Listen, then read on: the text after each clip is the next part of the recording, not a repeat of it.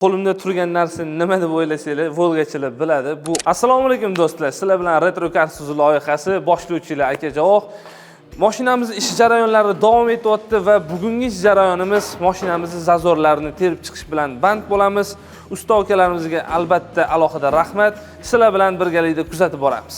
Ketdik.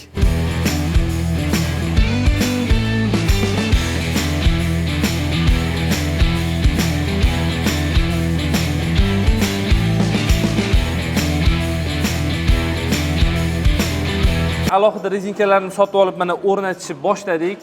Do'stlar, endi sizlarga bitta zo'r fishkani ko'rsataman. Eshigimizni yopilishini bitta baho beringlar. Sizlar bilan bitta baramod yopib ko'ramiz. Do'stlar, sizlarga hozir bitta noyob narsa ko'rsataymi? Qo'limda turgan narsa nima deb o'ylasanglar, Volgachilar biladi. Bu old taraf fartuq hisoblanadi. Buni o'zi Volgachilar tushunib oldi. Agar esingizda bo'lsa, Shurik kinosida temir tiqib aylantiradi-yu mashinani zavat qilish uchun. Yana bitta kichik ma'lumot, bu fartugimizni faqatgina shu 74-yilda chiqqan Volgalarimizda bo'lgan ekan.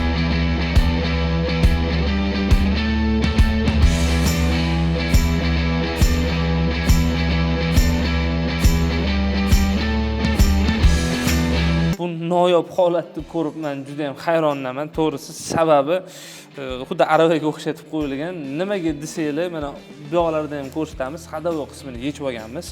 Hadovo qismini yechib, ta'mirlab, kraskalab, qaytadan zborka qilgan holatini ko'rsatamiz va mashinaga o'rnatamiz.